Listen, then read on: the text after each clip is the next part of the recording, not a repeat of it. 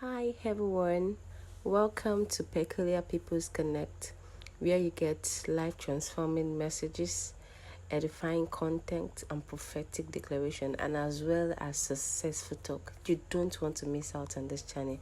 Please do well to subscribe to our channel. Click on the subscribe button so that whenever we post in new videos, you'll be among those that will get to be notified first. Thank you. Remain blessed as you listen. To have a reflective exercise. We've always had a particular set of questions, and they're forever green. You know, when people say, but I've done this, I say, no. What you need to remember is that whatever your life was like 6 months ago, you're not necessarily at the same point. And one of the habits you must learn is to always reevaluate where you are so that your decisions are on point. When you want to live intentionally, you need to be a lot more data-driven. And being data-driven is not just about companies, it's about your life too. It's about putting context to where your life is and assessing where you are and where you want to go and making the sharpest decision for that point. It makes all the difference. It just makes all the difference. If you love a guy, if you meet a guy who likes you like crazy, you like him, he's handsome, he's cool and everything, but suddenly you realize that what he really desires in a wife is a housewife. There's nothing wrong with him. He has a right to the choice. The question is that what you want for your own life? Because if what you want is different from that, you already know you have a problem. So that if you then say, I do in that situation, the guy didn't hide his own agenda. If you then falsely accept because of other things, then you are going to pay the price for the battle of fighting to extricate yourself. I've met people who tried to change the game after they were then married. And I said, no, you married the guy under deceit. That's you that pretended you were okay with what you were not okay with. And therefore, you become accountable for the decision. And it goes both ways. So it's the reason why, for me, I'm trying to build for my community the culture of evaluating and making the most current decision for your situation. So it's important to see. So I've been spending a bit of time trying to think of how to move you forward a bit with the reflection, because that's what's helped my life. It's always about never assuming yesterday was right for me, but finding the right answer for today. So let's go. We're going to go through these questions. And as I always say, the first thing you do is write down the question. When you write down the question, you will realize that you're going to start thinking of answering in the room, but you can't have enough time to. So I want you to then take time. If you love yourself, and you must learn how to love yourself. If you love yourself, you spend some time to answer the questions for you. Now, remember, the most important thing in our community is what? To thyself be true. So that no matter what you do, make sure that in answering the question, you're true to yourself. Not true to the opinion of your teacher, your auntie, your uncle, your mommy, your daddy, your husband, your children. To thyself be true. Because if you are not true to yourself first, you cannot then moderate rightly with everyone around you. But first, own your position and then decide what factors affect how you moderate it. That's what allows you to be able to go to bed at night or go on your last day and know that I lived the life that I was given and I made the right choices for me. I can go to sleep and know that, yes, I'm responsible for my decisions. And there's a reason why I took the actions. So my first question is, how are you?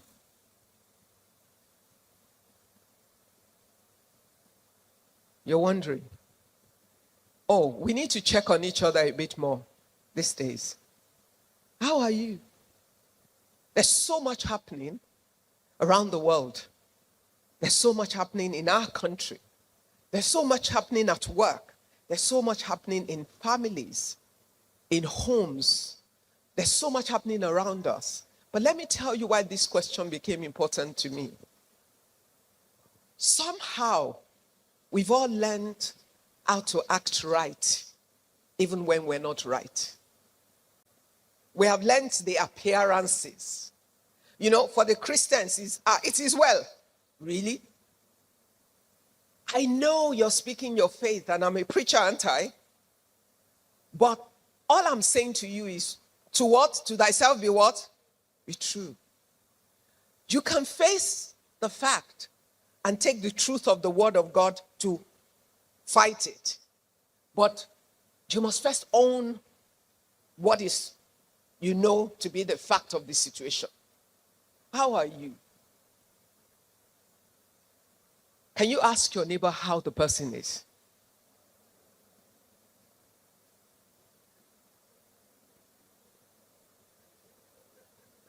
Did you get any answer? Everybody is smiling. Is everybody okay? No. To thyself be what? Is everybody okay? See, the challenge is we all act like we're okay when we're not. And doesn't mean that we're not okay some of the times, but there are seasons or circumstances or issues or parts of our lives that are not okay. And you know what? If nobody knows where you need help, you'll have the help around you, but you won't get it. Why? Because they don't know. You're busy acting. When you see everybody, you put, and you know Nigeria, this hall, as you can see, they're clearing. I'm sure there was a party here till God knows when, yesterday. And if you want to be smiling and eating and celebrating in Nigeria from Monday to Sunday, you can. And everywhere you go, you just fit in, you dance, you wear a shebi. But people go home and cry. How are you? Write it down. Even if you can't tell anybody yet, answer the question, how am I? You can section it. How am I at work? How am I concerning my home? How am I concerning my children? How am I concerning whatever? Identify the different segments of your life and check on yourself. When you do, when it's clear to you, it'll become easier to think, do I need help? And then find your helpers. Because what you need might be next door. But if your next door neighbor doesn't know that you have a need, they can't help you. One of the most fascinating classes I had was a few years ago. I was attending a course at Kellogg's Business School, University of Chicago. And it was 58 CEOs from around the world. And this very brilliant, world-renowned professor alone was teaching our class for like 4 days. And he got to this last session and he said to everyone, write down your lost dream or the thing you really wish you could do, but that you haven't done. And everybody was first like, these were powerful people in the room. A number of some really rich guys in their pockets. Anyway, he got us to write it down. Everybody wrote down. Then he had all these sticker notes, post-it notes and all that. And then he started saying, okay, starting from someone, say what that dream is. Guess what? He made us in the room, for every person that raised what they wanted or what they thought they dreamt of doing but they hadn't done, he asked, is there anybody in the room that could help them fulfill the dream? I kid you not, only 2 were outstanding when we were done. Only 2 things remained in that room that could not be fulfilled.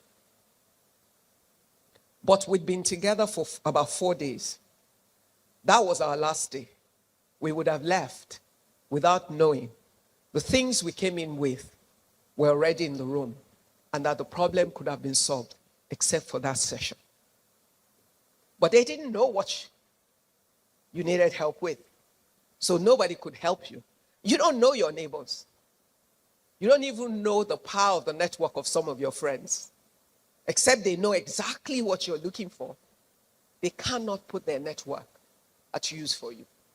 Every person is 10 people away from your solution. Every single person you know. By the time they reach their number 10 person, there's someone they know that will solve your problem. But it's about you knowing how to make that connection work for you. And one of it is that we can self-identify where we are. And we can have the courage and the liberty of spirit to be able to express to our safe spaces what's really going on. And you never know where the help will come from. So how are you? So as you go through this day, I hope you'd help me to check on somebody else around you. Make your question for the day, how are you? Ask somebody else. Imbibe the habit of asking in your network how people are. Just ask regularly. I think you'll be shocked that someone that was smiling a minute ago, the next minute can burst into tears when you ask how they are. And I found it to be true in many ways. So please, I want us to look out for each other a bit more. Because you see, when you help other people, you actually help yourself. Because when you say to someone, how are you? And they respond, you're going to end up talking about how you are. Where are you in your journey? Where are you in terms of how you envision your life, how you want it to be? Where are you in the context of what you'd like your life to be like? Evaluate that. And remember what? Be true to yourself. So don't just write the answer. I'm not reading your paper. Nobody needs to write. It's not an exam to be marked. So there isn't a perfect one answer. The answer for each person is different. It's about your life story and your own journey. But you must answer it for yourself truthfully. You do yourself a disservice if you lie to yourself, even in that one-on-one moment, because you cannot make the right decisions if your answers are wrong. And the whole idea of this exercise is to help you answer some questions at this conference, such that everything you will listen to, from the messages you already heard from the keynote speakers and all the sessions, you would find points and principles that would help you to answer the questions that you have raised to yourself as you're going through this exercise. So the reflective exercise is just to set a base for you, but you will find your answers in the sessions. As you listen in the conversations you have, in somebody's story that you listen to, in someone you'll have a chat with at coffee or tea. One thing they say might just be what fills the gap for you. So where are you right now?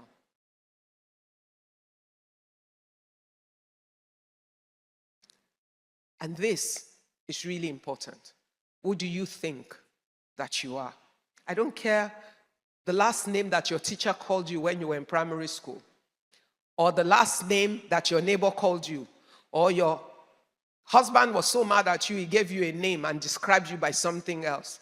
Is that really who you are? Who do you think? Your self-perception is key. I can look at a most beautiful woman and tell her how beautiful she is, but it's a useless piece of information if she has no sense of her own beauty. If she does not appreciate that God did extra work in creating her and that everything about her is perfectly made, even with a K-leg. It's really about how do you look at yourself? How do you see yourself? Because it affects how you then communicate yourself in different situations to everyone. So Shibodi told you she was skinny and tiny. She was only there for 3 months. But because she had a good man in her life who challenged her, she went in there knowing that I can do this. And she did the work of preparation. By preparing, and therefore created an unusual opportunity for herself. By showing up, she changed the game. She wasn't that little girl in treasury. She became that little smart, brilliant girl that can deliver. And that story never changed. That's why they never hired anybody above her. Imagine at 3 months in an office, becoming the head of Department of Treasury of an investment bank, and them never thinking they would need to go and get someone to come and supervise you. That's a miracle in itself. That's what we call miracle. But however, miracles are made through preparation and active engagement, sometimes by you. So make your own miracle by the things you do. Who do you think that you are? To thyself be what? Be true. Tell yourself your strengths. Identify your weaknesses, be honest with them. But then decide which of your weaknesses that you need to invest in, or some you can just discount them and just ignore them. I don't play to my weakness as a person in life. It's a waste of time.